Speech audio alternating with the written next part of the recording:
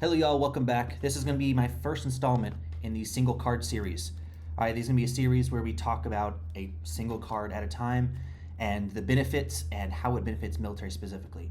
The first one I kind of wanted to go over just because it's overlooked so much. If you go and look on the internet, you're going to see so many people bashing the green card, rightfully so, for civilian life.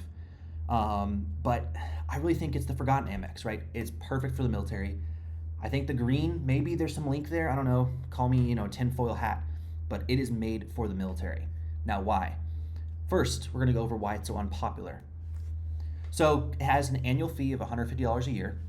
The only credit slash perk is free Clear Plus, which overlaps with the Platinum and Hilton Aspire, which also give free Clear Plus. So, you're kind of running into the credit not really mattering. If you upgrade to a Platinum or you get a Platinum in the future, your green kind of just becomes obsolescent.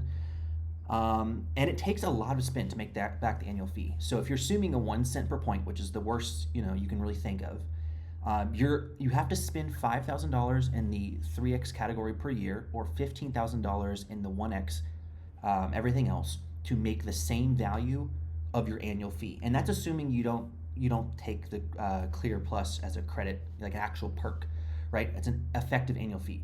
And you'll hear civilians talk a lot about effective annual fee. That's just your annual fee minus whatever perks or credits it has that you use, right? So if you wouldn't normally buy Clear Plus throughout the year, if it's not something that would ever cross your mind about buying, then it's worth $0, right? Because it's something that you wouldn't do otherwise.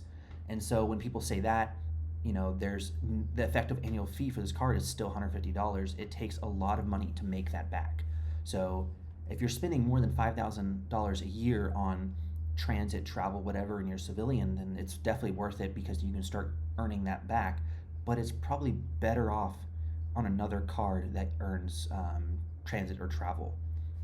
So this is what makes it so unpopular. But why is it good for the military? Well, first off, there's no annual fee for active duty. So your effective annual fee is always going to be zero. Every point you earn is a free point for you, right? It adds new categories for the AMEX membership rewards ecosystem that's not anywhere else, right? So working from your two other AMEX cards for the membership rewards ecosystem is the gold and the platinum, right? That's the personal cards, business cards we'll get into later, but essentially gold and platinum, right? So the gold is 4x points on restaurants and 4x points on groceries to a high spend cap. And your platinum is 5x on 5x on flights, booked either with the airline or with Amex Travel, 5x on hotels with Amex Travel, and 2x on cars and cruises with Amex Travel, and 1x on everything else. So there's really a lot of categories that are open up and available, right? You don't have gas, you don't have transit, you don't have, I think Chase does drugstores. We don't like CVS, Walgreens, nothing in Amex does that. But there's a lot of categories that are missing for everyday spend, right? Groceries and restaurants with the gold is perfect for everyday spend, but there's so much more than all of that, right? And so this adds new categories you don't normally get, which is transit and travel that doesn't include Amex, the Amex Travel portal. So that's 3x back on rental cars, hotels, trains, taxi, Uber, Lyft, parking, subways, buses, restaurants, right? You get a huge list of stuff. And this is really called like the TAD or TADY card, right? So if you're somewhere where you don't have your car and you don't need to worry about gas, or you do have a rental car, right? Always use your GTCC, right? I'm saying that right here. Legal. If you have one, use it. If you have to use it, right? If you're a reservist or guardsman or whatever that doesn't have a GTCC and you have to use your personal card, this is perfect. Or maybe you've lost your GTC. I don't know. You shouldn't be charging that stuff. Anyways, with that, if you're having to get any of this stuff, right? A hotel, a rental car, having to take trains to places like subways or whatever, having to take a lot of taxis because you don't have a card with you, or subways or buses, and you're eating out a lot because you don't have a kitchen because you're TAD or TDY, you can earn a lot of points on these reimbursable things, right? And this seems to be very, very tailored to travel. It is a very much an intro travel card. I think for civilians, the membership, the annual fee is way too high to make this. This would be a absolutely dominant card if that annual fee was lower, if they added more credits to help out the effective annual fee. But it's very good, right? There's a lot of stuff that doesn't have other points earning capabilities besides the 1x catch-all category for the other cards. And there's no downside for canceling card after leaving the military. If you guys don't know, closing a credit card only hurts your credit score if it is a normal credit card that has a credit limit, and closing that limit increases your utilization rate. So say you have two cards, one with $1,000, the other one with $1,000. They're both two, $1,000 cards. You're holding a balance of $500 on this one, and you're holding no balance on this other one. So you're using 500 out of 2,000. So that's a 25% credit utilization ratio. Keeps you in the good or excellent category, and your credit goes up.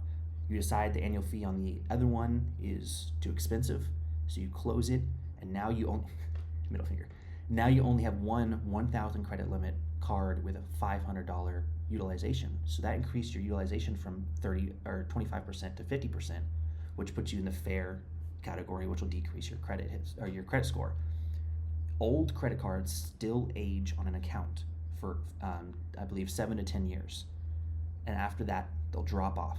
By then, all of your other cards are also 7 to 10 years older. So unless you're canceling an absolute load of cards when you leave the military, then it's not going to hurt your credit score. It's still going to age on your account. You're still going to have that credit history. It's just not going to have the credit limit. Well, where these 3 Amex cards come in real handy is the green, gold, and platinum are charge cards. You cannot hold a balance on them, right? There's no credit limit, but this also means that you can't hold the balance over it.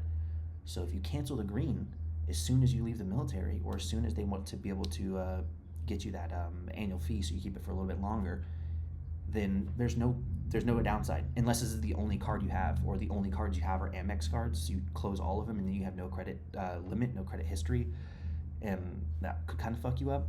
But in reality, there's no downside. Just get it, spend what you need to on those 3x points categories, and when you leave, cancel it, because it's not a good card for civilian life. That's for sure.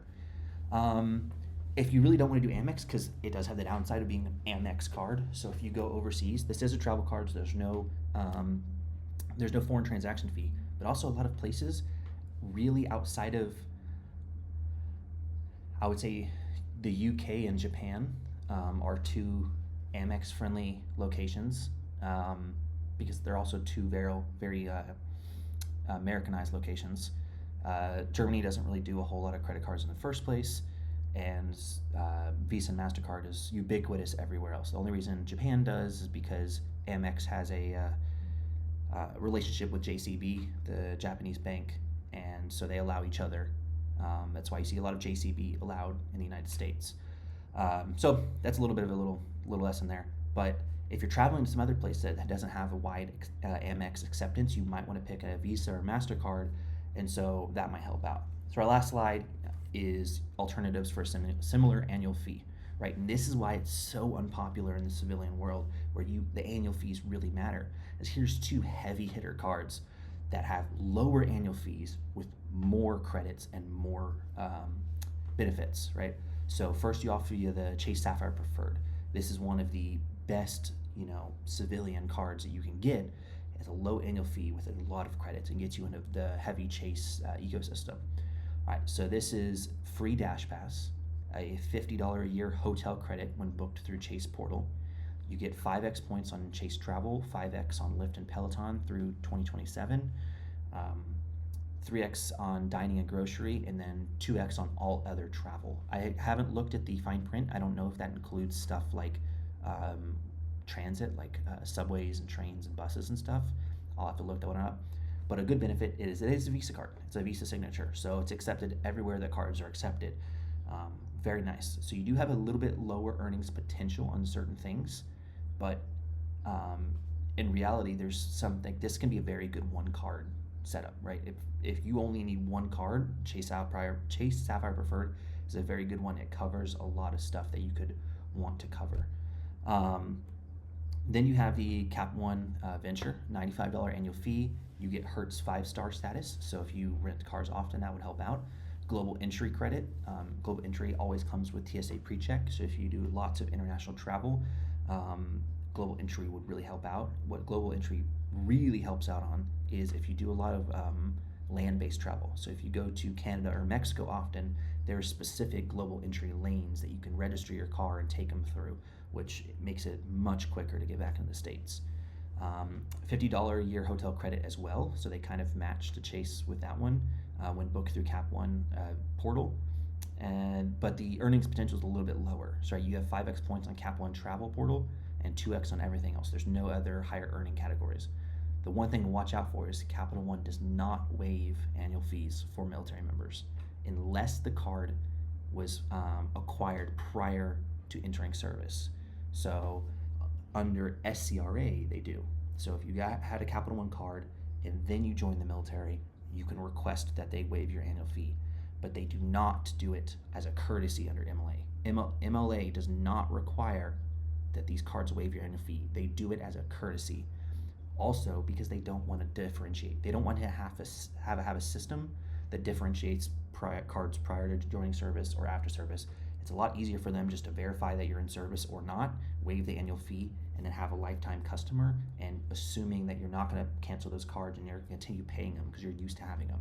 They really bank on military members getting like the platinum or whatever and then keeping the card after they leave.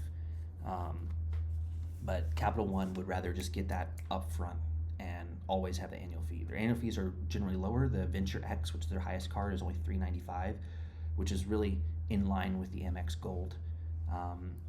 And the Chase doesn't really have a middle card. They have the preferred at $95, and they have the reserve at, I believe, $850 or something like that. There's no middle tier card like Capital One and AMEX has.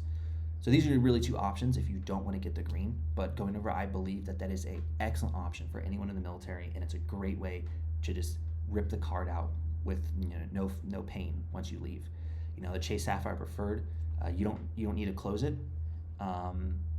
Because it is a normal credit card, it does have a credit limit, which means if you close it, you'll decrease your total credit availability and possibly hurt your credit score. But what you can do is you can just call Chase or go on the website and you can downgrade it to one of their Freedom cards. They're no annual fee Freedom cards, keep the credit line open and everything, but you'll lose access to the Chase travel portal.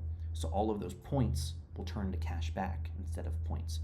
So say you have 100,000 points on Chase, you downgrade your card from the Sapphire card to a Freedom card, your 100,000 points turns into $1,000 of cash back instead.